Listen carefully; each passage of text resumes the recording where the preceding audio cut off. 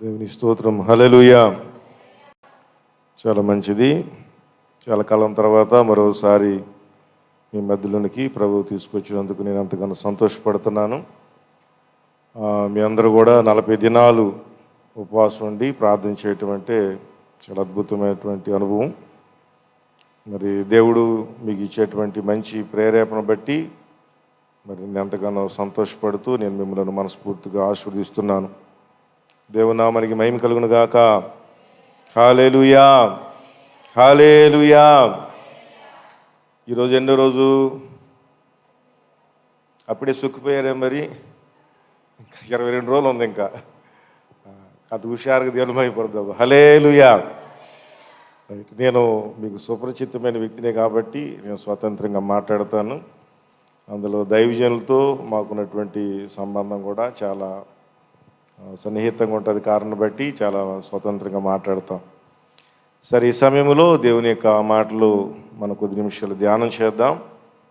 ఈ యొక్క ఉపవాస దిన కూటాలకి చాలామంది దైవజనులు మీ మీదకు వచ్చారు. చాలా అనుభవం కలిగినటువంటి వారు, అభిషక్తులు మీ మీదకు వచ్చి మాట్లాడుతున్నప్పుడు నేను కూడా అప్పుడప్పుడు లైవ్లో వాక్యాన్ని చూస్తూ ఉన్నాను. అయితే ఈ పోస్టర్ వేసేటప్పుడు మీరందరూ ఈ లైవ్లో ఈ పోస్టర్ వేసేటప్పుడు దాని మీద ఒక వాక్యం రాశారు. ఆ వాక్యం ఎందుకో ఈ రోజున చదివే. నేను రోజు వరన ఎవరు వస్తున్నారని చదువుతున్నాను, కానీ ఈ రోజున ఆ పోస్టర్ మొత్తం క్షుణ్ణంగా చదివినప్పుడు దానిపైన ఉన్నటువంటి వాక్యం ఎందుకో నా హృదయాన్ని కొంచెం తాకినట్టు అనిపించింది. అందుట్లో నుంచే ప్రభు మాట్లాడాలని నేను ఆశపడ్డాను. కొద్ది నిమిషాలు అందులో నుంచి మనం ధ్యానం చేద్దాం. ఏం రాశారు పోస్టర్ మీద?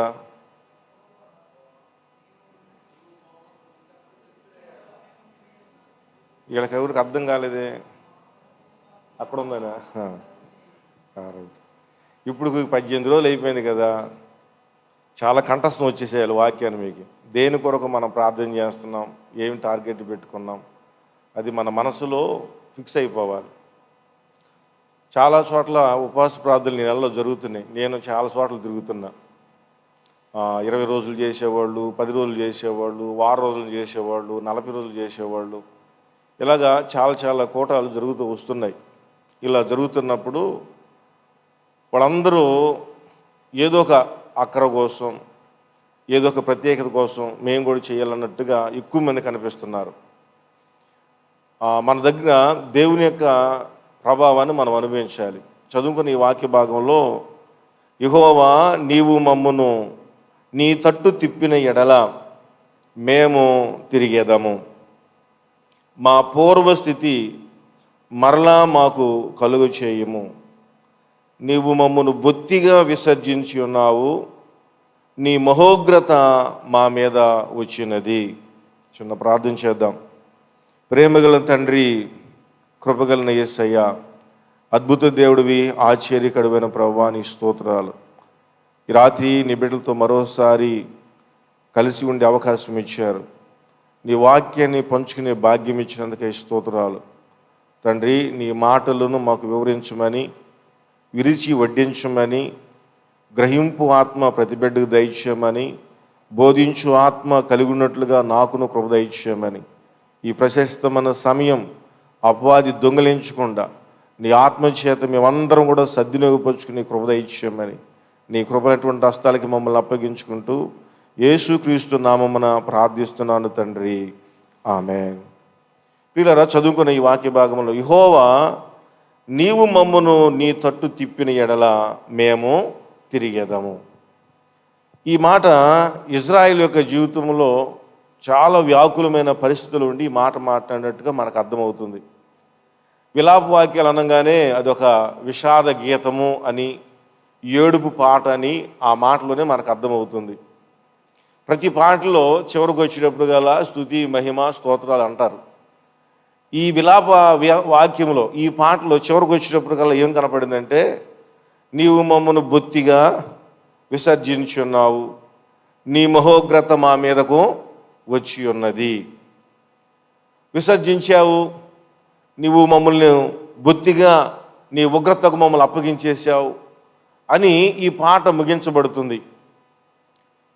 దేవుడు మనిషి యొక్క జీవితంలో అలా చేస్తాడా అని మనం ఆలోచన చేసినప్పుడు నిశ్చయముగా దేవుడు మనిషి యొక్క జీవితంలో అలాంటి వ్యాకులతకు, అలాంటి ఉగ్రతకు, అలాగే దేవుని నుంచి దూరం చేసేటువంటి పరిస్థితులకు దేవుడు ఏ మాత్రం కూడా చేసే దేవుడు కాదు.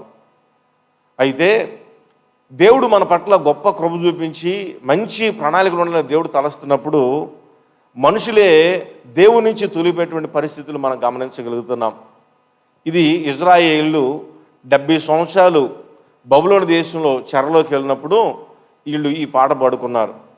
ఇర్మియా ఈ పాట రాశాడు వాళ్ళకి ఉద్దేశాలు దృష్టిలో పెట్టుకొని.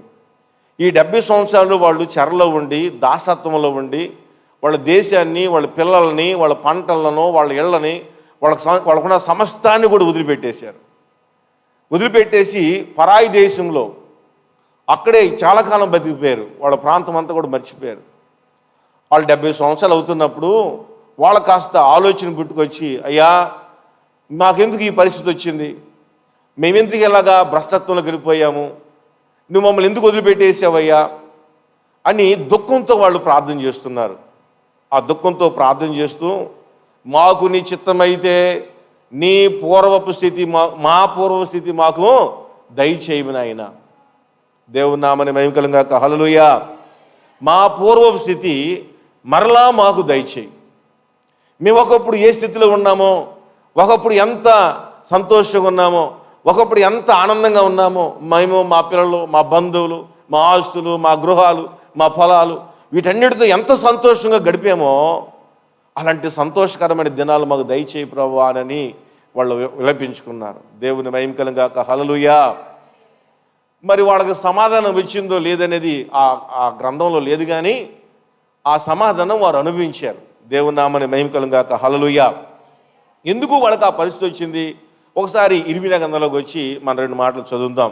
ఇర్మియా గ్రంథంలో 5వ అధ్యాయంలో ఈ సందర్భం కనపడుతుంది. ఒకసారి ఇర్మియా గ్రంథంలోకి వచ్చి 5వ అధ్యాయంలో మొదటి నుంచి కొన్ని మాటలు నేను చదువుతాను. ఇర్మియా గ్రంథం.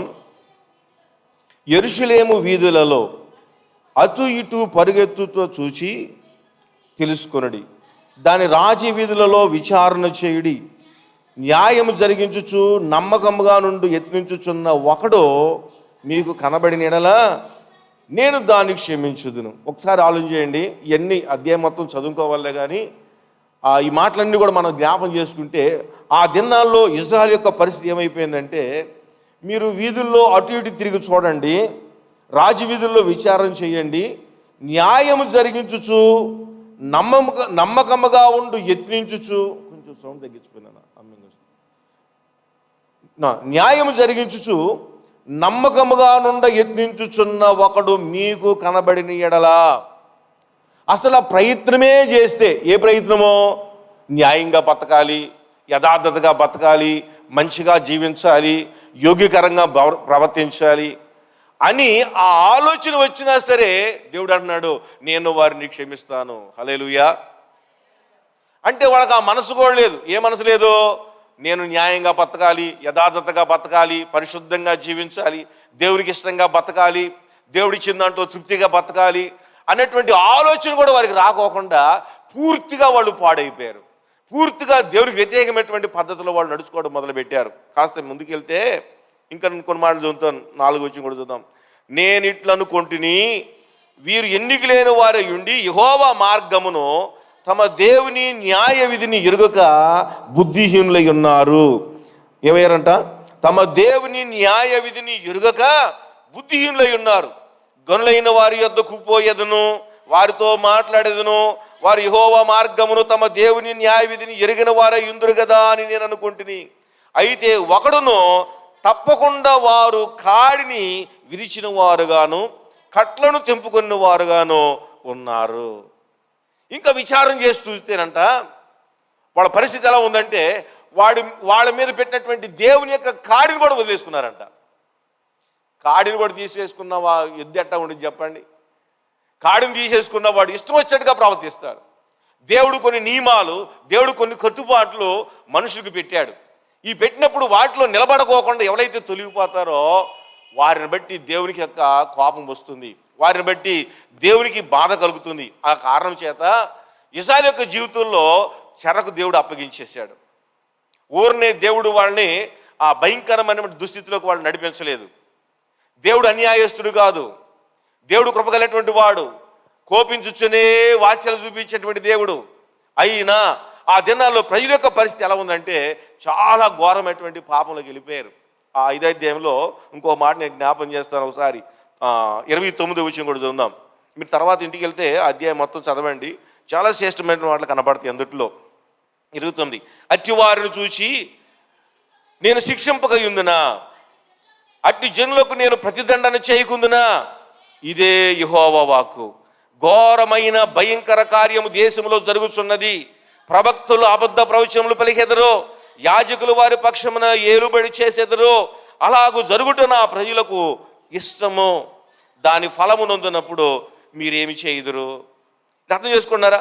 వీళ్ళంతా ఏం చేస్తున్నారంటే, ఇలాంటి ప్రజలు తిరుగుబాటు చేసిన వాళ్ళని నేను శిక్షింపగా ఉంటానా? వాళ్ళని శత్రువుకి అప్పగించకుండా ఉంటానా? పోనీ ఎవరైనా ప్రవక్తలు కానీ ఎవరైనా పాస్టర్లు కానీ ఏదైనా మంచి మార్గం నడిపిస్తారని చూస్తే వాళ్ళు కూడా ఏం చేసి చెప్పనా, వాళ్ళు కూడా అబద్ధపు మాటలు మాట్లాడేస్తున్నారు. వాళ్ళు కూడా అనుకూలమైనటువంటి మాటలు మాట్లాడుతున్నారు. ఎవడ స్వార్థం వాళ్ళది, ఎవడ బతుకు వాడిది. ఇలాంటి పరిస్థితులకు ప్రజలు వెళ్ళిపోయినప్పుడు దేవుడు వాళ్ళని శిక్షించకుండా మానతాడా?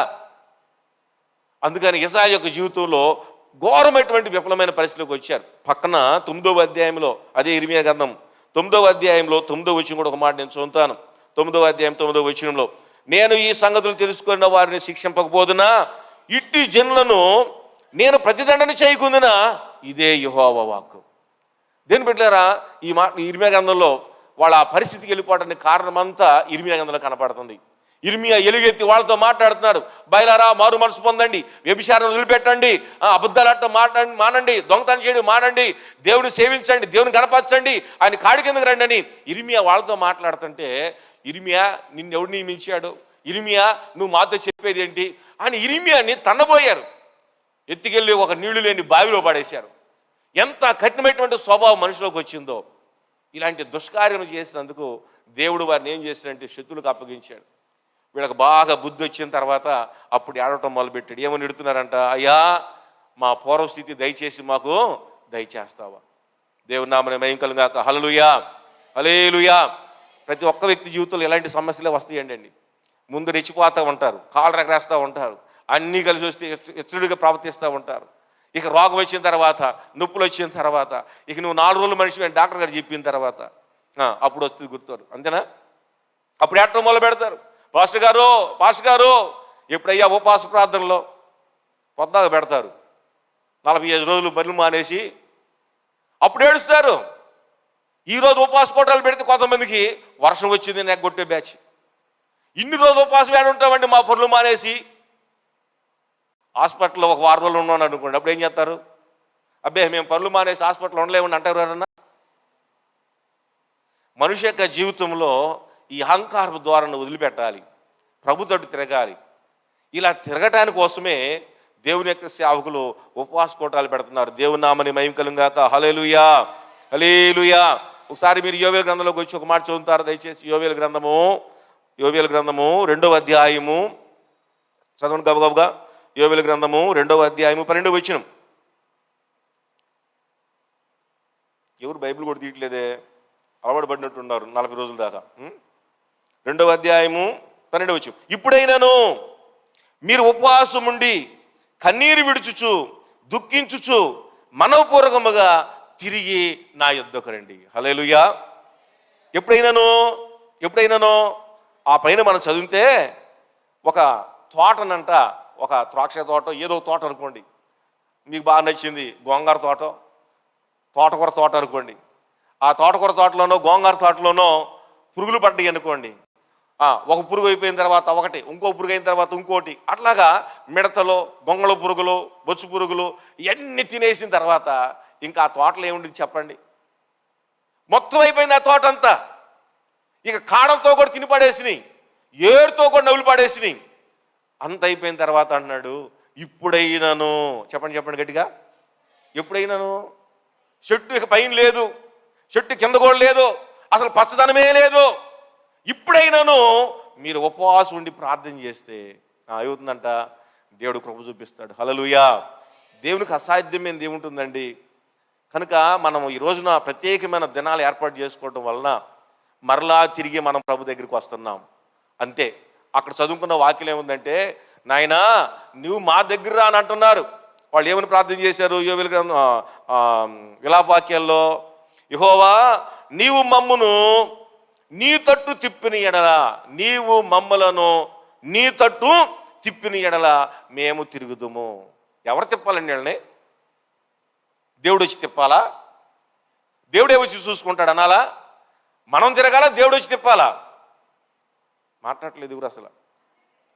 మనమే తిరగాలి. మనం ఎప్పుడైతే ప్రభు తట్టు తిరుగుతామో, నేను చేసిన పొరపాటు అయ్యా, నా అవిధేయత అయ్యా, నా మీద ఉగ్రత తెచ్చిపడింది అయ్యా, ఈ తెగుళ్ళు ఏంటి, ఈ సమస్యలు ఏంటి, ఈ రేట్లు పెరగటం ఏంటి, ఈ కష్టమైన బతుకులు ఏంటి, ఎన్నిటికీ కారణం ఎవరు? నేనే కదా. నా పాపాల నుంచి నన్ను క్షమించాలి ప్రభువా, నా పూర్వపు స్థితి మరలా నాకు దయచేయి ప్రభువా.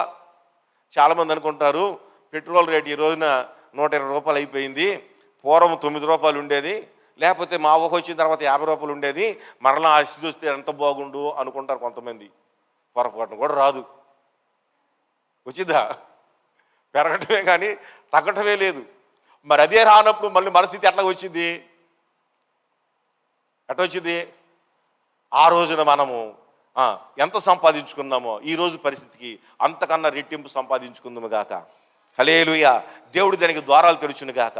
అందుకనే ఈ ఉపవాస దినాల వలన శ్రేష్టమైనటువంటి ఉపదేశాన్ని మనం జ్ఞాపం చేసుకోవాలి. అసలు దేవుని యొక్క ఉద్దేశం ఏంటంటే, మనం అటు ఇటు తిరగటం కాదు నాయన, దేవునితోనే మనం కలిసి ఉండాలని.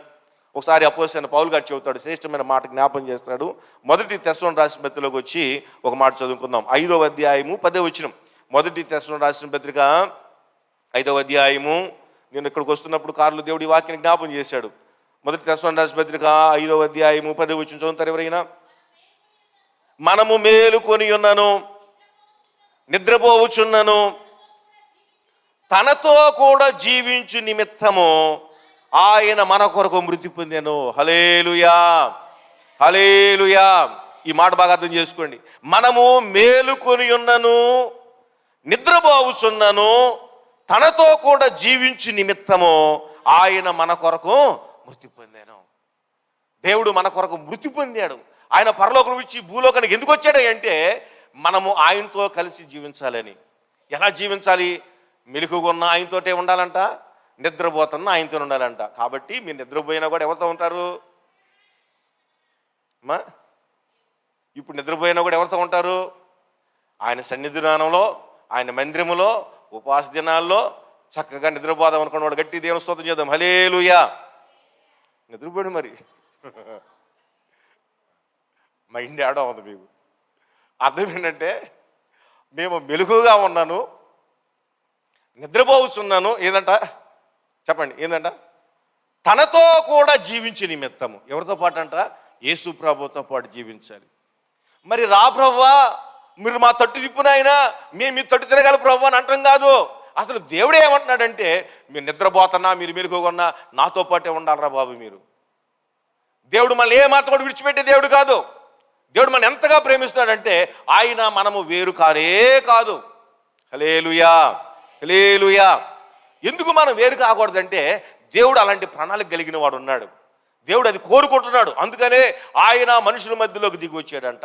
ఇజ్రాయెల్ కూడా ఇలాగే కష్టంలో ఉండి, శ్రమల్లో ఉండి, దాదాపుగా 430 సంవత్సరాలు ఐగుప్తు దేశంలో బానిసత్వం అనుభవించిన పరిస్థితిలో వాళ్ళంట మొరబెట్టారు, అయ్యా ఈ కష్టం అయ్యా, అయ్యా ఈ పరిస్థితి అయ్యా అని ఏడ్చి మొరబెడితే దేవుడు వారిని విడిపించడానికి దిగి వచ్చాను. హల్లెలూయా. మొరపెడితే దిగి వస్తాడు, ప్రార్థన చేస్తే దిగి వస్తాడు. అయ్యా మనం తప్పు చేసామయ్యా, మమ్మల్ని క్షమించయ్యా అంటే ప్రభు మన మధ్యకు వచ్చి ఆయన మనము ఏకమై ఉండటానికి కోసం దేవుడు ప్రభు చూపించాడు. ఇంకో మంచి మాట చెప్పనా?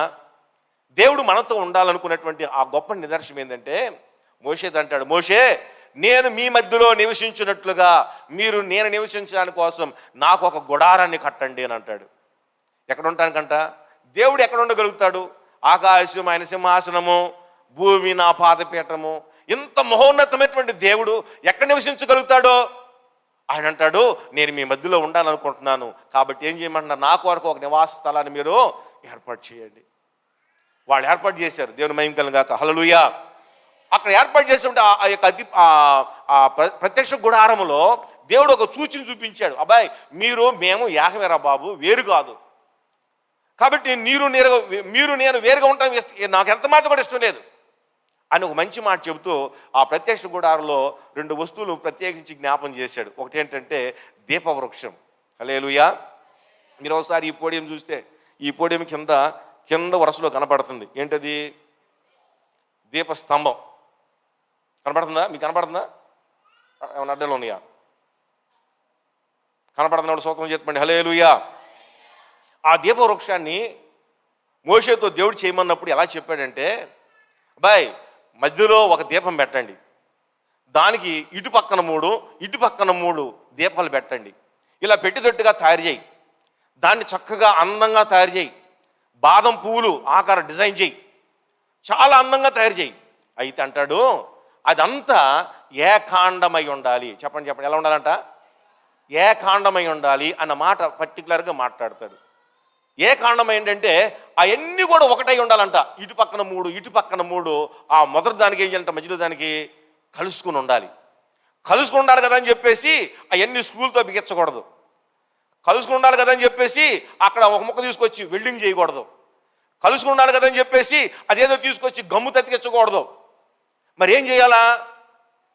ఒకే ఒక బంగారం ముద్ద, అది ఆమేన్, అది కూడా మేలిమి బంగారం, ఒకే ఒక ముద్దతోటి దాన్ని మొత్తం కూడా మీరు నగిషి పని చేయాలంటాడు. అది అచ్చు కూడా పోయకూడదంట, అదంతా ఒకటే రావాలి. అప్పుడు ఎంత పనితనం ఉండాలి? ఎన్నిసార్లు దాన్ని వేడి చేయాలి? ఎన్నిసార్లు శుద్ధి దెబ్బలు కొట్టాలి దాన్ని? ఎంతో పెద్ద పని. ఎందుకు ఆ మాట చెబుతాడంటే, ఇదిగో దీపస్తంభాన్ని నేనే, కాబట్టి పక్కన ఉన్నటువంటి కొమ్మలను చూసారా, అవి మీరు నేను ఏకమై ఉండకూడదు, వేరే ఉండకూడదు. మీరు నేను ఏకమై ఉండాలి. నేను కదిలితే మీరు కూడా కదులుతారు. హల్లెలూయా. నేను వెలిగితే మీరు కూడా వెలుగుతారు. నాకు నూనె పోస్తే మీకు కూడా నూనె పోస్తారు. మీరు నేను ఏకమై ఉండాలి చెప్పడానికి కోసం ఆ దీపవృక్షాన్ని దేవుడు చెప్పిన మాట ఏంటంటే అది ఏకాండమై ఉండాలంట. హల్లెలూయా. చూడండి, దేవుడు మనల్ని వేరు చేయాలని అనుకోవట్లేదు. మనుషులే వేరైపోయి, మనుషులే పాపం చేసి దేవుడి నుంచి దూరం అయిపోయి, అయ్యా మరలా మాకు ఆ స్థితి దయచేయమని అడుగుతున్నారు. దేవుని బిడ్డలారా, దేవుని యొక్క ఉద్దేశాన్ని అర్థం చేసుకుంటే మనము ఆయన వేరు కాకూడదు. మీకు బాగా తెలిసిన వాక్యం ఏంటంటే యోహాను సువార్తలో 15వ అధ్యాయంలో ఉంటుంది, నేను ద్రాక్షవల్లిని, మీరేమైనారు? తీగలై ఉన్నారు. ద్రాక్షవల్లితో తీగలో వేరుపరచబడితే ఏమైపోతాయి? ఎండిగిపోతాయి, కాలిపోతాయి. కాబట్టి అవి మాడిపోకుండా ఉండాలంటే, అవి కాలిపోకుండా ఉండాలంటే ఆ తీగలు ఏమని చెప్పనా, ఆ ద్రాక్షవల్లితో అంటగట్టబడి ఉండాలి. ఎప్పుడైతే అంటగట్టబడి ఉంటుందో అప్పుడు బహుగా ఫలిస్తుంది. దేవుని మహిమకరంగా. హల్లెలూయా. దేవుడు ఇలా మనం కలిసి ఉండాలని, ఏకమై ఉండాలని దేవుడు మన పట్ల కోరుకుంటున్నప్పుడు మనుషులు ఎందుకు దూరం అయిపోతున్నారు? దేవునితో ఉంటే మన జీవితాలు దీవెనకరంగా మార్చబడతాయి. దేవునితో కలిసి ఉంటే ఆయన ఏ కార్యమైన చేయడం కానీ శక్తిమంతుడు, సామర్థ్యం గలవాడు. కానీ ఈ రోజున మనిషి యొక్క జీవితంలో దేవునితో కలవట్లేదు. ఇక్కడ పైన ఉంది కదా, ఇంకోటి చూడండి, దీన్ని ఏమన్నారు? ఇది కనపడుతుందా? నేనే కనపడుతున్నాను. మందసం పైన ఏముంది చెప్పనా? కరుణాపీఠం అని ఉండేది. ఈ కరుణాపీఠం మీద కెరూబులు ఉన్నాయి. మందసం వేరు, మందసం మీద మూతే కరుణాపీఠం. దాని మీద ఏమున్నాయి? 2 కెరూబు దూతల బొమ్మలు ఉన్నాయి. దీన్ని తయారు చేసేప్పుడు కూడా ఏం చెప్పాడంటే, అబ్బాయి ఆ పీఠము, దానిపైనటువంటి దూతలు, అదంతా కూడా మేలిం బంగారంతో ఒకే శుద్ధతో చెయ్యి. అంతేగాని ఒక పలక చేసేసి ఆ పలక మీద 2 దూతల బొమ్మలు తీసుకొచ్చి అక్కడ స్కూల్తో బీచమనలా. ఇవి తయారు చేసేటప్పుడు దేవుడు స్పష్టంగా చెప్పాడు ఏకాండమై ఉండాలి అని. దీని అర్థం ఏంటంటే మీరు ఏకమై ఉండాలి. ఆ కెరూబులు ఏం చూస్తున్నాయి అంటే అవి దేవుని యొక్క ప్రతినిధులు. ఆ కెరూబులు ఆ పీఠ మీద, కరుణాపీఠం మీద అవి మూత వేయబడింది. ఆ మందసం మీద మూత వేయబడింది. ఆ మందసం లోపల 10 ఆజ్ఞలు ఉన్నాయి. ఆ మందసంలో దేవుని యొక్క ఆజ్ఞలు ఉన్నాయి. యాజకత్వం అనేటువంటి దాన్ని ఆ లోబడి ఉండాలని సూచనగా అహరోను చేతికర్ర ఉన్నాయి. ఇవన్నీ మనుషులు పాటించలేకపోతున్నారు, ధర్మశాస్త్రాన్ని పాటించలేకపోతున్నారు. తర్వాత దేవుని యొక్క మన్నాను వాళ్ళు అనుభవించలేకపోతున్నారు. ప్రభు అయిన యేసు ప్రభువారే మన్నా అనుభవించలేకపోతున్నారు. మీరు నా మాటల ప్రకారం నడిపించబడలేకపోతున్నారు, ఆజ్ఞలు పాటించలేకపోతున్నారు. అయితే పైన నేను దాన్ని కప్పిపెట్టేస్తున్నాను, కరుణ చేత కప్పిపెట్టేస్తున్నాను. కప్పిపెట్టేసి తర్వాత అన్నాడు, కెరూబులు శెరూబులు ఏం చేసంట? దాని మీద ఏకాండంగా చేశాడంట. దీని అర్థం ఏంటంటే దేవుని యొక్క సన్నిధి మనకు తోడుగా ఉండటాని కోసం, ఆయన మనము ఏకమేయటాని కోసం దేవుడు ఆ పని చేయమని చెప్పాడు. దాంట్లో చాలా మర్మం ఉంటుందిలే. ఎందుకు మాట చెబుతానంటే, నేను ఇక్కడ రాయబడిన మాట ఏంటంటే, అయ్యా మాకు మరణాస్థితి దయచేయి, మేము నీతో కలిసి ఉండాలనుకుంటున్నాం. వాళ్ళు చక్కని మాట మాట్లాడు, నీ తట్టు తిప్పునట్లుగా, నీ తట్టు తిప్పిన ఎడల మేము తిరగతాం. ఆ దేవుడు తిప్పట్లేదు, మనమే తిరగాలి. హల్లెలూయా. అలా తిరగాలంటే దేవుని యొక్క ఉద్దేశం ఏంటంటే, మనము దేవునికి వేరుగా ఉండాలంటే దేవునికి ఉద్దేశం కానేరదు. మీ అందరికి బాగా కంఠత వాక్యం ఒకటి ఉంటుంది. యోహాను మొదటి పత్రిక 1వ అధ్యాయం 7వ వచనం చెబుతారా? కంఠత వాక్యమేగా, ఎప్పుడు కంఠతం చేయలేదా? మనము వెలుగులో నడిచిన ఎడల అన్యోన్య సహవాసము గలవారమయ్యుందుము. హల్లెలూయా. ఎక్కడంట? దేవుని వెలుగులో నడిచిన ఎడల ఏమంటాం మనందరం? అన్యోన్య సహవాసం. దేవుని యొక్క మార్గంలోకి వస్తే, ఆ దీపపు కాంతిలోకి వస్తే అందరం ఏమవుతామంట? ఒకటిగా ఉంటాం దేవుని యొక్క వెలుగులో. దేవుడు మనం ఒకటిగానే ఉండిపోతాం. హల్లెలూయా. ఈ మధ్య ఆడ నేను వాక్యం చెబుతా ఒక చిన్న ఆలోచన కపాల వచ్చింది. ఏదైనా తోటలో దేవుడు, ఆదాము, అవ్వ వీళ్ళు చక్కగా కలిసి సంచారం చేస్తూ ఉండేవాళ్ళట. ఇలా సంచారం చేస్తున్నప్పుడు అవ్వము ఒకవేళ ఇంట్లో పని మీద ఉండినా దేవుడు రాగానే, ఆదామాని పిలవగానే గబగబా బుడింగిన ఎదురు చూస్తూ వెళ్ళిపోతాడు. వీళ్ళిద్దరూ కలుసుకుని చక్కగా మాట్లాడుకుంటా వస్తారు. వీళ్ళిద్దరు వచ్చేటప్పుడు వాళ్ళకి ఎదురుగా అవ్వమ్మ వెళ్తాదట. అవ్వమ్మ వెళ్ళినప్పుడు అవ్వమ్మ కన్ఫ్యూజ్ అయిపోయేదంట. ఏం కన్ఫ్యూజ్ అయ్యిందంటే, వీళ్ళిద్దరిలో ఆదాము ఎవరు, వీళ్ళిద్దరిలో దేవుడు ఎవరు? ఏందంట వీళ్ళిద్దరిలో దేవుడు ఎవరో, ఆదాము ఎవరో ఆమెకు అసలు మైండ్ పోయేదంట. అంటే ఇద్దరు ఒకేలాగా ఉండేవాళ్ళు. దేవుడే స్వయంగా నా పోలికలో ఏం చేసినంట? ఆదాము తయారు చేసుకున్నాడు. అంటే దేవుడు చేసిన దాంట్లో లోపమేమి లేదో, నా పోలికనంటే యాజీగా ఆయన దించాడు, పెట్టాడు అంతే. దేవుడు ఆదాముతో సహవాసం చేస్తున్న కారణం చేత దేవుని యొక్క మహిమ ప్రభావాలు ఆదాము మీద కూడా వచ్చేసినాయి. ఇద్దరు ఒకటిగానే ఉండిపోయారు, గుర్తుపట్టలేనంత పరిస్థితులు ఉండిపోయారు. ఇప్పుడు చెప్పండి, దేవుడు మనల్ని వేరు చేసేవాడా? మనం తక్కువగాను ఆయన ఉన్నతమైన స్థితిలో ఉండాలనుకునేవాడా? ఇంత అన్యోన్య సహవాసం ఉండాలని దేవుడు ఆశపడుతున్నప్పుడు మనమే వివిధమైన తంతాలు కల్పించుకుని, మనమే దేవుని నుంచి దూరం అయిపోయి, సమస్యలు పాలైపోయి, తెగుళ్ళు తెచ్చుకొని, ఇబ్బందులు పాలైపోయి, రోగాలు తెచ్చుకొని ఏడుస్తూ కూర్చుంటున్నాం. అయితే ఇప్పటికైనా మించిపోయింది లేదు. మన ప్రభు తట్టి తిరిగితే ప్రభు మన పట్ల గొప్ప కార్యం చేయటం ఆయన శక్తిమంతుడు. హల్లెలూయా, హల్లెలూయా, హల్లెలూయా. మనకి రాత్రి సమయంలో నా హృదయంలో దేవుడు పెట్టిన భారం ఏంటంటే, ఆ వాక్యం చదవంగానే మనము దేవునితో తిరగాల్సిందే, మనమే తిరగాలి. మనం చేసేటువంటి పరిగమాలిన పనులు బట్టి మనం ప్రభు తట్టు తిరగాల్సిన పరిస్థితి వచ్చింది. ఎంతమంది అయితే ప్రభు తట్టు తిరుగుతారో, ఎంతమంది ప్రభు తట్టు తిరిగి మొరపెడతా ఉంటారో, నిశ్చయంగా వారి జీవితంలో దేవుడు గొప్ప గొప్ప కార్యం చేస్తాడు. ఇప్పుడు ఆయనతో తిరగాలంటే ఆయన పరిశుద్ధుడు కాబట్టి మనం కూడా ఏమన్నాడంట? పరిశుద్ధులై ఉండాలి. ఆయన ఏం కోరుకుంటాడంటే, మనలో అవినీతి కానీ, మనలో పాపం కానీ, మనలో దేవునికి అయిష్టమైన కార్యాలు కానీ ఏదైనా ఉన్నాయి అనుకోండి, ఏమంటాడు ఆయన? నీకు నాకు కుదిరే బేరమో కాదు. కాబట్టి మనము ఆయన దగ్గర రావాలంటే తిప్పున ఆయన అంటాం కాదు.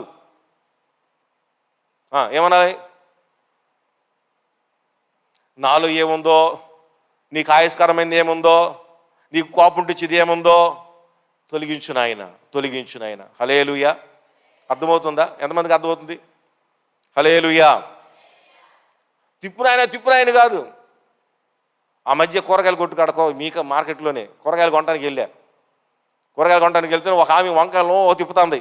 ఈ వంకాయ పుచ్చిది, ఏందండి ఇంత రేటు చెబుతున్నావో, ఈ వంకాయ ఆడబడుతుంది, ఈ వంకాయ ఆయన అన్నాడు, అమ్మో కొంటే లేకపోతే పో అని అన్నాడు. చూసుకొని నువ్వు వరని ఎత్తనవేంది అంటాను, దామి దబాయిస్తుంది. ఆడు ఉండి అన్నాడు, నువ్వు ఆ వంకాయని గిర్రగిర్ర తిప్పుతున్నావు, దాన్ని కళ్ళు తిరిగి పడతాయి తల్లి అని అంటున్నాడు. వంకాయని అన్ని రకాలుగా తిప్పి వస్తుంది, ఏం కూర్చుందో, ఏం నచ్చుందో, ఏం డాగుందో అని. ఆడంటాడు బలి తెలుగు అంటున్నాడు, దాన్ని కళ్ళు తిరిగి పడతాయి అమ్మ ఊరు అక్కడ తిప్పాక ఆడబడే అంటున్నాడు. ఇప్పుడు మనంగా తిరగాల్సింది, మనం గిరగిర తిరిగితే ఏమోపయోగం? లోపల ఏ పుచ్చుందో, లోపల ఏ డాగుందో దాన్ని కనుగొనాలి. హల్లెలూయా. అంత తిప్పి తీసుకెళ్ళినా లోపలికి వెళ్ళి కొయ్యంగానే ఉండిద్ది, ఉంటుందిగా పురుగు. అందుకనే ఆ పురుగులేయో మనం వేరేసుకోవాలి. అందుకని ప్రభు దగ్గరికి వచ్చి మనం పశ్చాత్తాపడి ప్రార్థన చేసామనుకోండి, పక్కాగా దేవుడు మన పట్ల గొప్ప కార్యం చేయడం కానీ శక్తిమంతుడు. హల్లెలూయా. ఎలాగ మన జీవితంలో దేవునితో తిరగలుగుతామో 2 ఆలోచన మీకు జ్ఞాపం చేస్తాను. ఆ 2 విషయం మనం జ్ఞాపం చేసుకుని ఒకసారి బైబిల్లో లేవి కాండంలో 10వ అధ్యాయంలో 10వ వచనంలో ఒక మంచి మాట కనబడుతుంది. ఒకసారి చదవండి దయచేసి. లేవి కాండము 10వ అధ్యాయము 10వ వాక్యం చదువుతారు ఎవరైనా? మీరు ప్రతిష్ఠింపబడిన దాని నుండి లౌకికమైన దానిని, అపవిత్రమైన దాని నుండి పవిత్రమైన దాన్ని వేరు చేయుటకును అనండి మాట. మీరు ప్రతిష్ఠింపబడిన దాని నుండి లౌకికమైన దానిని, అపవిత్రమైన దాని నుండి పవిత్రమైన దానిని వేరు చేయుటకు. హల్లెలూయా. ఏది పవిత్రమైంది, ఏది అపవిత్రమైంది, ఏది ప్రతిష్ఠితమైనది, ఏది అపవిత్రమైంది, ఇది మనం వేరు చేసుకోవాలి. ఇది కానీ మనం వేరు చేసుకోవడం చేత కాకపోతే మన జీవితంలో దేవుని యొక్క ప్రభావం మనం అనుభవించలేం, దేవునికి ఇష్టంగా మనం జీవించలేం. మనం కలిసే ఉంటాం, మంచి భక్తులుగానే ఉంటాం, ఏమి తేలినట్టుగా ఉంటాం, కానీ నీలో పవిత్రమైనది ఉందా లేదా, అపవిత్రమైనది ఉందా లేదా నీ అంతరాత్మగా తెలుసు, నీ మనస్సాక్షి తెలుసు. ఒక మాట మీకు జ్ఞాపం చేయనా, కలిసే ఉంటారు. నోవాహు వాడలోనంట క్రూర మృగాలు అలాగే పక్షులు వీళ్ళు అన్నీ కలిసి ఉన్నాయంట.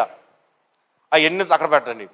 కాకిను పావురం కూడా ఏం చేసింది చెప్పిన వాళ్ళలో ఇంచుమించుగా కలిసే ఉన్నాయి. ఎంతకాలం? 1 సంవత్సరం పాటు ఆ 2 కలిసే ఉన్నాయి. కలిసి ఉన్నటువంటి వాటి జీవితంలో నోవహు చక్కగా వాటికి అదే ఆహారం పెడుతున్నాడు. నోవహును చూస్తున్నాయి అవన్నీ.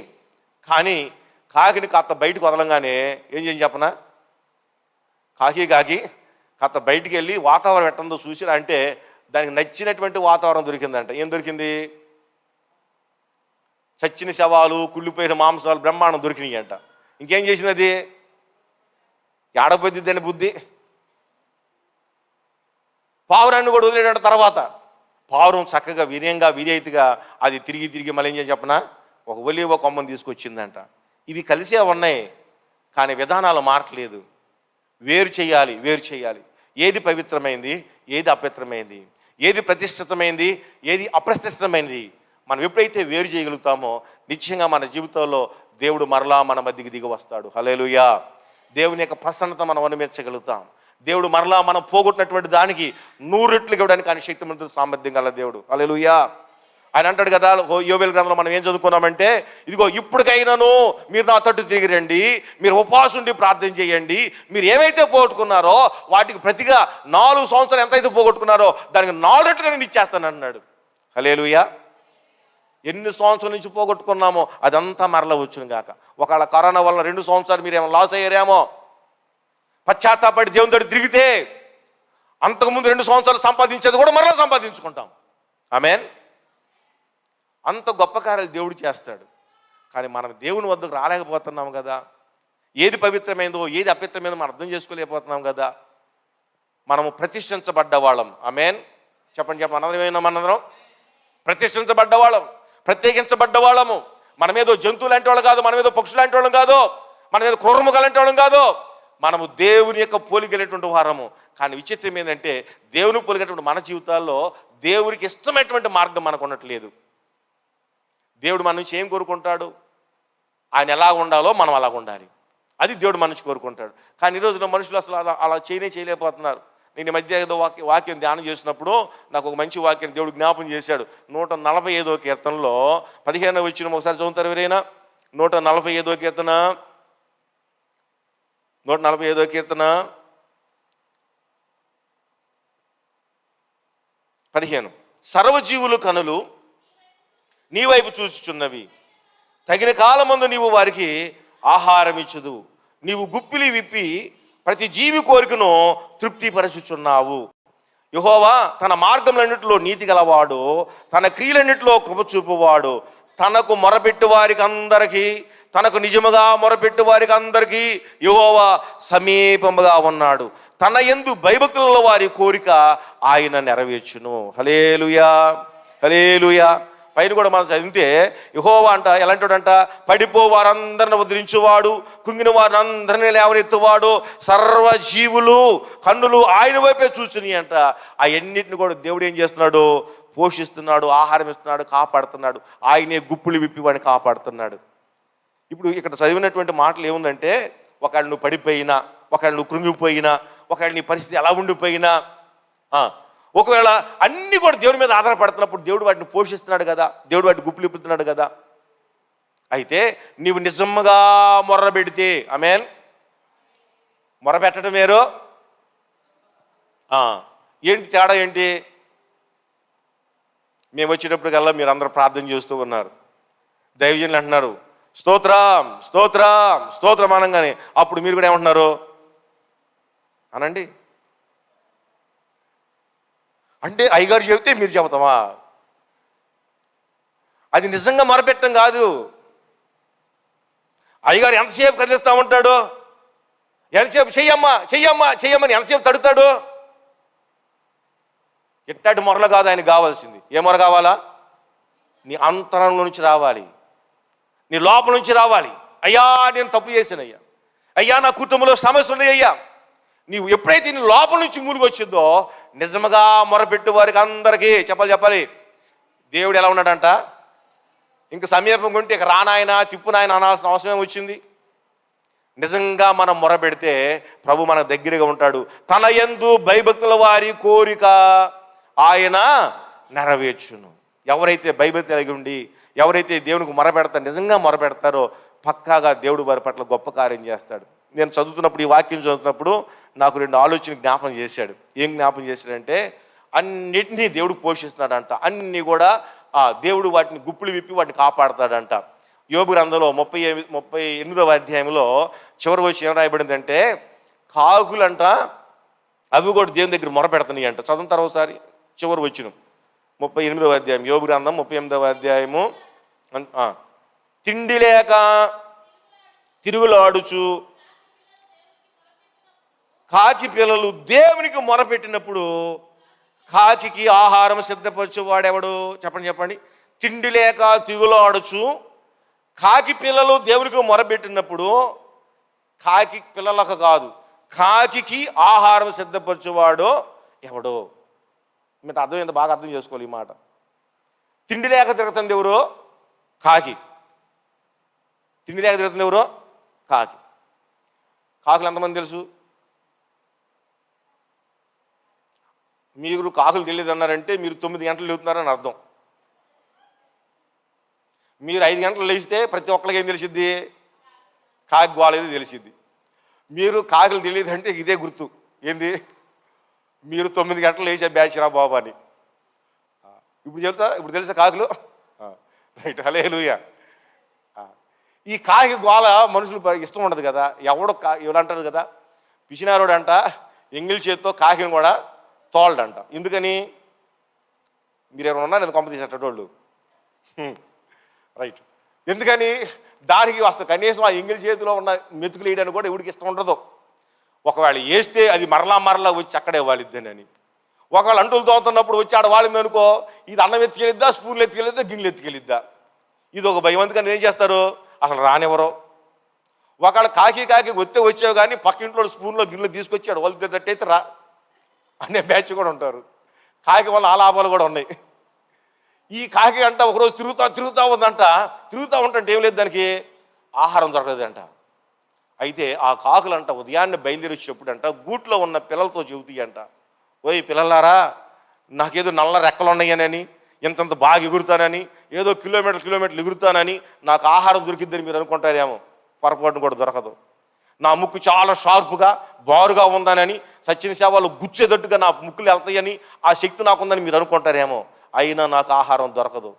మీరు దేవునికి మొరపెడితే దేవుడు నాకు ఆహారం ఇస్తాడు, అవి తీసుకొచ్చి నేను మీకు పెడతా అని చెప్పి వెళ్తాయి అంట తల్లులు. హల్లెలూయా. అందుకనే పిల్ల కాకులు ఏం చేసి చెప్పనా, మొర్ర పెడతాయి. పక్కన రాయబడింది, అరచుచుండ పిల్ల కాకులకు ఆహారం ఇచ్చే దేవుడు. ఈ పిల్ల కాకులు గూట్లో ఉండి మొర్ర పెడతంటే ఎక్కడో తిరుగుతున్న కాకి సడన్గా ఎవడో పెండకూడు దొరికింది. ఈ గూట్లో మొర పెడుతుంటే ఎక్కడో ఉన్నటువంటి కాకి ఎవడో మొత్తం మీద దానికి ఏదో వేసి పడేస్తాడు. ఈ మొర పెడితే, ఈ మొర పెట్టకపోతే చెప్పండి కాకి ఆహారం దొరకను కాక వాక్యం రాయబడింది, తిండి లేక తిరుగుతున్న కాకి. ఈరోజు దేవుని బిడ్డలారా, మన జీవితాల్లో ప్రార్థన చేయాలి, నిజంగా మొర పెట్టాలి. అప్పుడు ఎప్పుడైతే మొర పెడతామో దేవుడు మనకు ద్వారాలు తెరుస్తాడు. ఇంటికాడ ఉన్న ఆడవాళ్ళు కానీ, ఇంటికాడ ఉన్న పిల్లలు కానీ, బయట పని కోసమైనటువంటి వారి కోసం మొరబెట్టాలి, ప్రార్థన చేయాలి. లేకపోతే వాళ్ళు క్షేమంగా వస్తారని గ్యారెంటీ ఏంది? ఇళ్ళకాడుండి ఓరగా టీవీ పెట్టుకుని నొక్కుతా కూర్చుంటారు. కొంతమందికి సెల్ ఫోన్ దొరికిందిగా, ఇక సెల్ ఫోన్లో చూసుకో, ఇదే రందులో ఉండిపోతున్నారే. కానీ కనీసం నాయనా బయటికి వెళ్ళాడు, నాయన మా క్షేమం దయచే ప్రార్థన చేసే బ్యాచ్ ఉన్నారా? మొరబెట్టే బ్యాచ్ ఉన్నారా? ఆ మధ్య నేను ఒక చిన్న జరిగినటువంటి సంఘటన చదివాను. అది ఇంగ్లాండ్ దేశంలో ఒక చిన్న సంఘటన జరిగింది. ఆయన రైల్వే ఉద్యోగం, మెకానిక్, పైనకి రిపేర్లు చేస్తూ ఉంటాడు.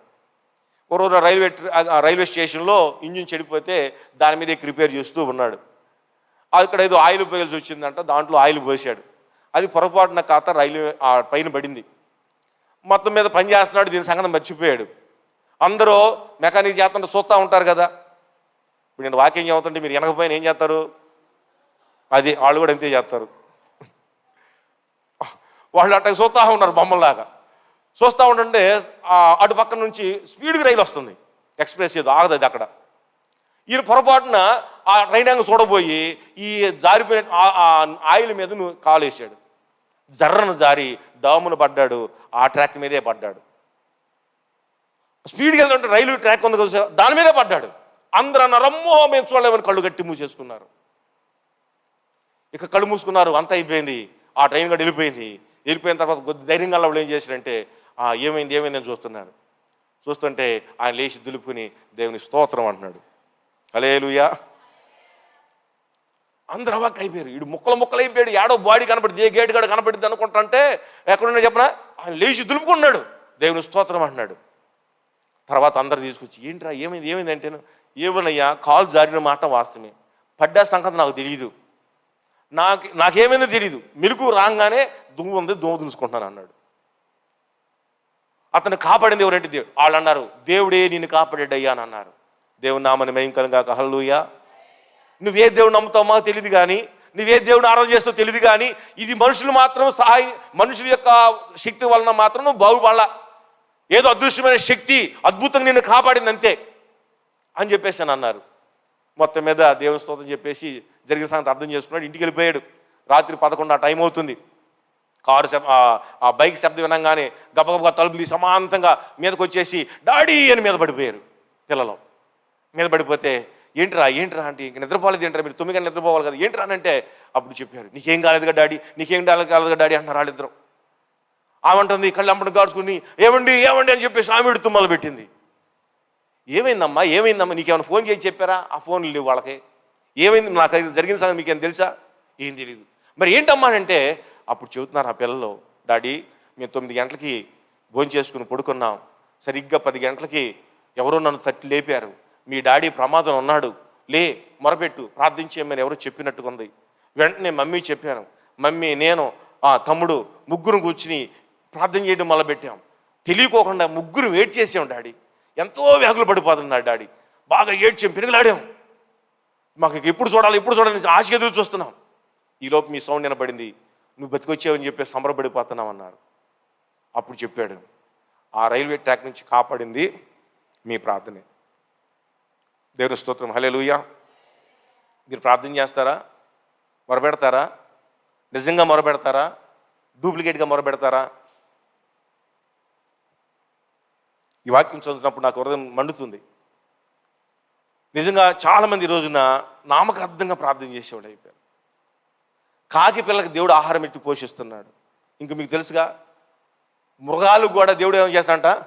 ఆహారం ఇస్తాడంట. సింహాలంట దేవుని చేతిలో నుంచి ఆహారం తీసుకోవాలని ప్రయత్నం చేస్తాయంట. మీరు అర్థం చేసుకోండి. 104వ కీర్తనలో ఉంటుంది ఆ మాట. ఎక్కడి నుంచి అంట చెప్పండి. ఎవరు?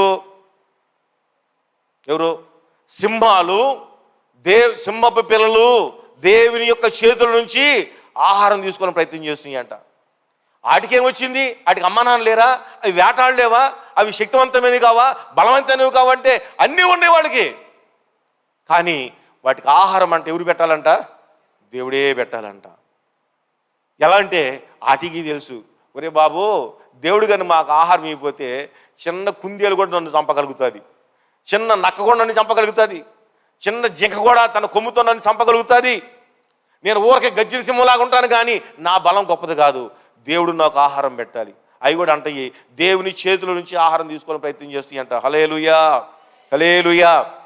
ఇంతగా బలమైనటువంటి జంతువులు కూడా దేవుని చేతి నుంచి ఆహారం తీసుకునేటువంటి ప్రయత్నం చేస్తున్నప్పుడు, పక్షులు కూడా దేవుని మీద ఆధారపడి ప్రార్థన చేసుకుని ఆహారం పొందాలని ప్రయత్నం చేసినప్పుడు, మరి ప్రార్థన చేయగలిగినటువంటి మనుషుడు ఏం చేస్తున్నాడు? ప్రార్థన చేస్తున్నాడా? దేవుని మీద ఆధారపడవలసిన మనుషుడు దేవుని మీద ఆధారపడుతున్నాడా? దేవుని మీద ఆధారపడాలి, దేవుని దగ్గర రావాలి. ఆయన మనకు ఏమైనా చేయడం కానీ శక్తిమంతుడు, సామర్థ్యం గల దేవుడు. హల్లెలూయా, హల్లెలూయా. రాత్రి సమయంలో అందరూ మనసు పెట్టుకోండి, దేవుడు మన పట్ల గొప్ప గొప్ప కార్యం చేయడం కానీ శక్తిమంతులు. అందుకని మనందరం కూడా ప్రభు దగ్గరికి వచ్చి మన పశ్చాత్తాపడి మన ప్రార్థన చేస్తే ప్రభు మన ప్రార్థనలు ఆలకించి సహాయం చేస్తాడు. హల్లెలూయా. ఒక మాట జ్ఞాపం చేస్తాను, మన దగ్గర రావాలన్నారు కదా, మన తిప్పును ఆయన అంటున్నారు కదా. మన తిప్పడం కాదు, కానీ ప్రత్యక్ష గుడారంలో చిన్న విషయం కనపడుతుంది. ఇంతకుముందు దీపవృక్షం గురించి చెప్పా. ఇక్కడ అయ్యగారు ఇది పెట్టేదేమో తెలియదు. దూప వేదిక అని కూడా ఉండిద్ది. ఏముండిద్ది? దూప వేదిక అని ఉండిద్ది. అది అక్కడ ఉంటుంది. ఇక్కడ తెర ఉండిద్ది, లోపల మందసం ఉంటుంది. ఈ దూప వేదిక దగ్గరికి యాజకులు దూపాన్ని తీసుకొస్తారట. మీరు ఒకసారి 30వ అధ్యాయంలో 6 వచ్చిన చదువుతారా? నిర్గమాకాండం 30వ అధ్యాయము 6. చివరికి ఒక మాట జ్ఞాపం చేసుకుని ముగించుకుందాం. నిర్గమాకాండం 30వ అధ్యాయము 6 వచనం. సాక్ష్యపు మందసమునొద్ద నుండి అడ్డ తెర ఎదుట, అనగా శాసనం మీద కరుణాపీఠం ఎదుట నీవు దానిని ఉంచవలెను, అక్కడ నేను నిన్ను కలుసుకొందును. హల్లెలూయా. అక్కడ నేను నిన్ను కలుసుకుందాను. దేవా నీ తట్టు తిప్పు, నీ తట్టు తిప్పు కాదు. ఆయన అంటున్నాడు అక్కడ రా, నేను నిన్ను కలుసుకుంటాను అంటున్నాడు. ఎక్కడికి? దూప వేదిక దగ్గరికి. ఆమేన్. దూప వేదిక దగ్గరికి వస్తే నేను కలుసుకుంటా, రెడీగా ఉన్నా నేను అన్నాడు. దూప వేదిక అనగా అర్థం ఏంటంటే ప్రార్థన. ఒకసారి 141వ కీర్తనలో 2 వచ్చిన చదవండి. ఒకసారి 141వ కీర్తన 2 వచనం. నా ప్రార్థన, దావీదు ప్రార్థన చేస్తాడు ఏమని? నా ప్రార్థన ధూపము వలెను. చెప్పండి చెప్పండి ఏంటంట? ప్రార్థనే ధూపం అంట. అక్కడికి వస్తే నేను నిన్ను కలుసుకుంటా. ఆ ధూప వేదిక దగ్గరికి మీరు వస్తే, ఆ ధూప వేదిక దగ్గర మీరు ధూపం వేస్తుంటే అక్కడ నేను మిమ్మల్ని కలుసుకుంటా. ధూపము అంటే పొగ అనేది మనకు అర్థమవుతుంది. పొగ అనగానే ముక్కుల నుంచి వచ్చే పొగ కాదు. అర్థముందా? పొగేయాలి. మనం తప్ప అందరూ పొగేస్తారు. మనం తప్ప అందరూ పొగేస్తారు. అంటే మీరు ఏమనుకుంటున్నావు నాకు తెలియదు. అంటే ఒక ఇంటికి వెళ్ళే నేను, ఇంటికి వెళ్తే అయ్యగారు ఇది పూజకి, అది మీరు చూడబాకండి అని అంటుంది. ఆయన చూద్దాంలే అమ్మా నాన్న. అబ్బో చుట్టూరు పెట్టినాయి బొమ్మలన్నీ. ఏం బొమ్మ చూపిస్తలే అని అంటే ఏం కనపడదు, అన్నీ నల్లగానే ఉన్నాయి. ఏందమ్మ ఇంత నల్లగా ఉన్నాయి అంటే రోజు వేస్తున్నానయ్యా దూపం అటుగా, రోజు మసిపోతుంది ఆమెకి. లేచిన కాడ నుంచి అదే పని. ఎందుకమ్మా దూపం ఎత్తేనయ్యా చీడ క్యూడ్ చేసేయి, దురాత్మ శక్తులు నుండి వెళ్ళిపోతాయ్యా అని చెప్తుంది ఆమె. దూపం ఎత్తానంటే ఏమైపోతాయి అంట? చీడ పేడ పురుగులు అన్నీ పోతాయి అంట, దైవ శక్తులు పోతాయి అంట. ఒకసారి ఒక కాంటినెంట్కి వెళ్ళాను. కాంటినెంట్కి వెళ్తే ఆడు గల్లా పెట్టి చూస్తున్నాడు. నేను ఎవరు ఎడ చూస్తున్నాను, ఎంత వచ్చినాయి ఏంది ఈరోజు అన్న. గబాలు నెట్టేసుకున్నాడు. ఓరు బాబు ఎత్తుకు పోలేరా బాబా, ఓరని ఎంత బిజినెస్ ఎట్ట ఉంది తెలుసుకుందామని అంటుంటే గబాలు నెట్టేసుకున్నాడు. నేను ఆడ కూర్చునే ఉన్నాను. ఒకడు పొగెత్తానికి వచ్చాడు. వస్తారుగా పొగెత్తానికి వచ్చాడు. దా మొత్తం ఏ అన్నాడు. వేసేందుకు అతను డబ్బులు కూడా ఇచ్చాడు. ఆడికైతేనేమో మొత్తం తీసి చూపిస్తాడా, నాకైతే తీసి చూపించడా. పొగ వేసుకోవడానికి ఎంత ఇష్టపడతారో. ఎందుకు వేస్తారు తెలుసా మీకు? ఒక ఆయన చెబుతాడు, ఆ పొగలో దేవదూతలు ప్రత్యక్షం అవుతాయి అంట. ఏం ప్రత్యక్షం అవుతాయి? నిజంగా మీరు వేసారు కొంప తీసి, అందుకు వేసేవాళ్ళు. ఆ పొగలో దేవదూతలు ప్రత్యక్షం అవుతాయి అంట. మనకి కనిపించేటువంటి అదృశ్య శక్తులు ఏయో ఉంటాయి. దురాత్మ శక్తులు, క్రిములో, కీటకాలు ఏయో ఉంటాయి. ఈ దూతలు వచ్చి ఆ పొగ ద్వారా దాన్ని ఏం చేస్తే చెప్పిన పారగొట్టేస్తాయట. అందుకనే చిన్నపిల్లలు చిడి పెడుతున్నా ఏమేస్తారు? సాంబ్రాణి పొగ అయ్యో వేస్తారు కదా, కొంప తీసి వేసారు మీరు. అయ్యిగా వేయాల్సింది ఏమి వేయాలి చెప్పనా? ప్రార్థననే ధూపం వేయుదుము గాక. మనం ప్రార్థన చేస్తున్నాం కాబట్టి అవన్నీ మానేశాం. అంతేనా? పొగేస్తారా? పొగే కావండి, ప్రార్థన ధూపం చేయాలి.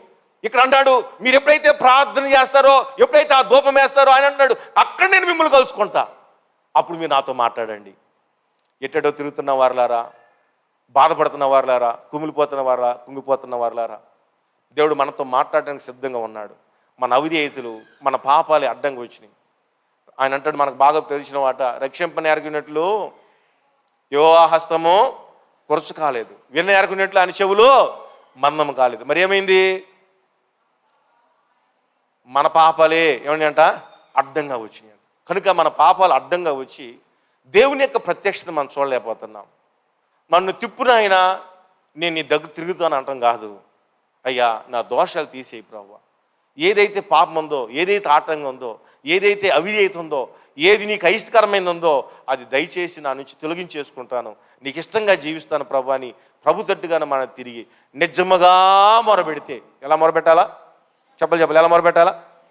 నిజముగా మొరపెడితే నిశ్చయంగా దేవుడు మన పట్ల గొప్ప కార్యాలు చేయడానికి ఆయన శక్తిమంతుడు. హల్లెలూయా, హల్లెలూయా. ఇంకొక మాట జ్ఞాపం చేస్తాను. ఎఫెసీయులకు రాసిన పత్రిక 5:14 కూడా ఒకసారి చదవండి. చివరిగా మాట చదువుదాం, ఎందుకు గుర్తొచ్చింది. ఎఫెసీయులకు రాసిన పత్రిక, చాలా విషయాలు చెప్పాలనుకున్నా కానీ టైం అయిపోయింది. ఒకసారి మాట చదువుకుందాం. ఎఫెసీయులకు రాసిన పత్రిక 5వ అధ్యాయము 14 వచనం. త్వరగా మృతుల నుంచి లే అని అంటాడు. ఒక మాట చదువు. నిద్రించుచున్న నీవు మేల్కొని మృతులో నుండి లెమ్ము, క్రీస్తు నీ మీద ప్రకాశించునని ఆయన చెప్పుచున్నాడు.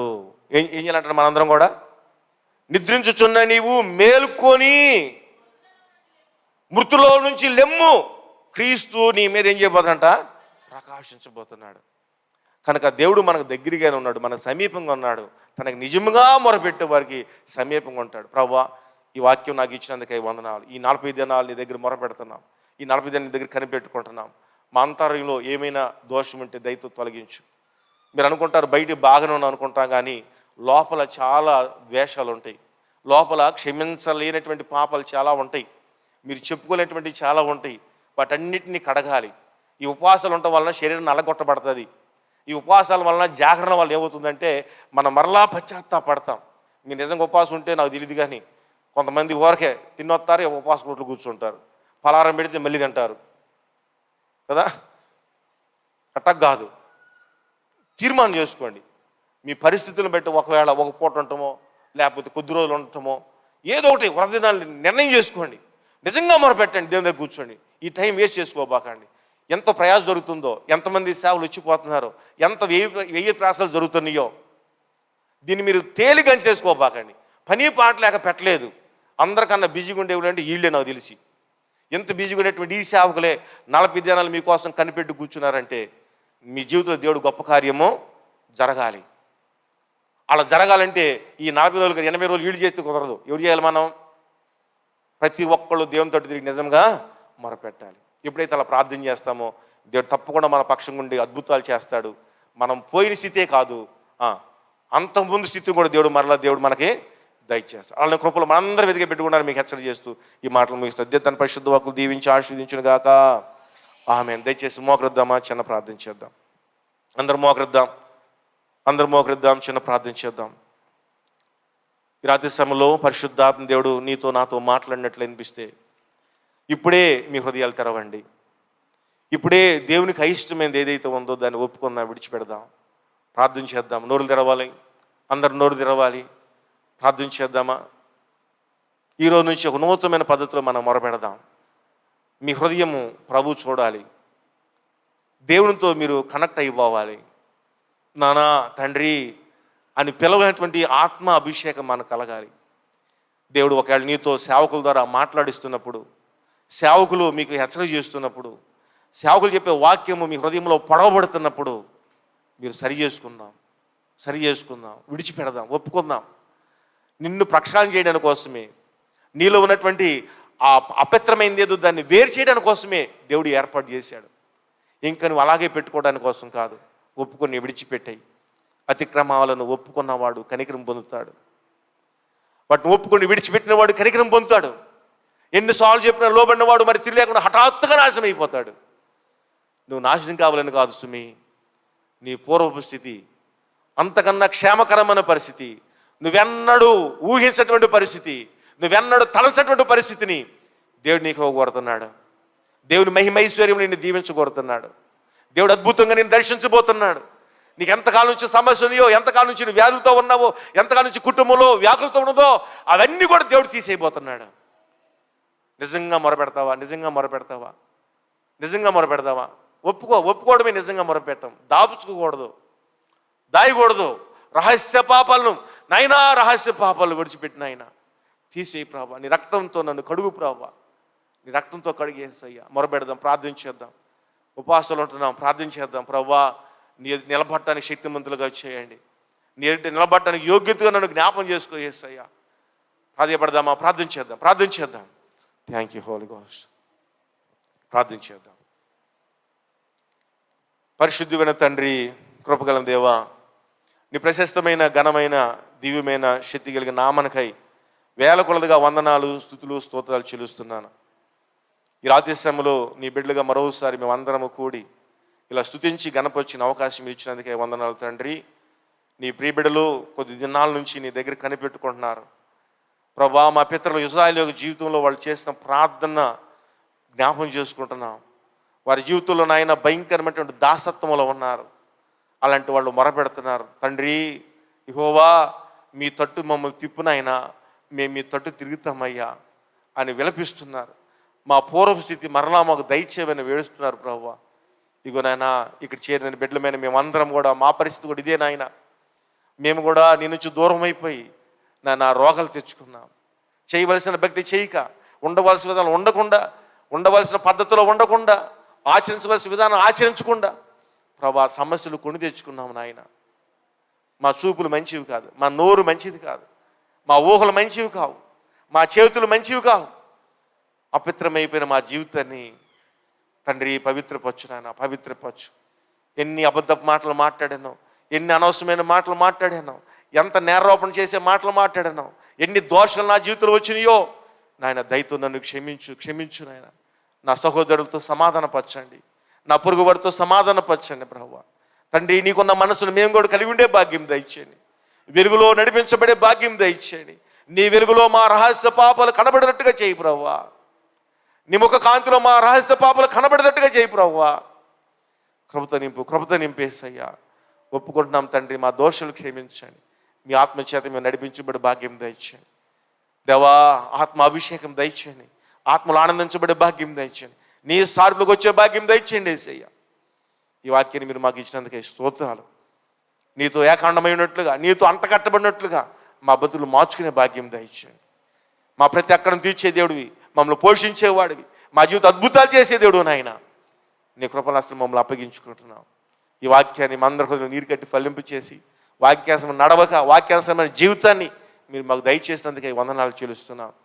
ఇంకా ఉన్నటువంటి దినాల్లో నీ బిడ్డలతో మాట్లాడండి. ఇంకా ప్రత్యేకించుకున్నటువంటి దినాల్లో ఈ బిడ్డలు మీరు దర్శించండి. ఇంకా మాట్లాడండి ప్రభువా. ఇంకా నాయన వారి హృదయం కరగబడాలి ప్రభువా. అద్భుతమైన కార్యాలు జరిగించండి. సంపూర్ణమైన పరిపూర్ణత నడిపించిన ఆయన కృపతో నింపండి. కార్యాలు జరిగించమని ఇప్పుడు నీతోనే సహవాసం చేసే బిడ్డలుగా మార్చండి. ఈ పరిచయ కారణభూతమైనటువంటి దాసులు వారి కుటుంబాన్ని బట్టి వందనాలు నాయన. వారికి ఇచ్చే మంచి మనసును బట్టి స్తోత్రాలు, త్యాగాన్ని బట్టి వందనాలు చెల్లిస్తాం నాయన. ఏ ఒక్కరు కూడా నశించిపోకూడదని ప్రభా, అందరూ కూడా నీతో తిరిగి దీవెన పొందాలని ప్రభా. ఈ యొక్క ప్రత్యేకమైన దినాలను బట్టి స్తోత్రాలు. ఇక నాన్న, ఈ ఆశ నిరాశ కానియద్దు. ఈ ఆశ అందరి జీవితంలో ఫలభరితంగా ఉండే భాగ్యం దయచేయండి. ఈ వ్రత దినాలు మీరు దర్శించేందుకై వందనాలు. ఈ వ్రత దినాలు మీతో మాతో మాట్లాడుతున్నకై వందనాలు చేస్తున్నాం నాయన. ప్రభుత్వం నింపండి, కార్యాలు జరిగించమని, ఈ సంఘాన్ని దీవించి ఆశీర్వదించి వృద్ధి పొందించమని, సమస్త విధమైన మహిమ ఘనత ప్రభావాలు ఈ బిడ్డల ద్వారా, ఈ పరిచయం ద్వారా మీరు పొందుకున్నామని యేసు నామను బట్టి ప్రార్థించి అడిగి వేడుకొనుచున్నాను తండ్రి. ఆమేన్. మన తండ్రి అయిన దేవుని యొక్క ప్రేమయు, కుమారుడైన యేసుక్రీస్తు కృపయు, పరిశుద్ధాత్మ అన్యోన్య సహవాసం మనకును సకల పరిశుద్ధులకును సదాకాలము తోడేండి నడిపించునుగాక. ఆమేన్.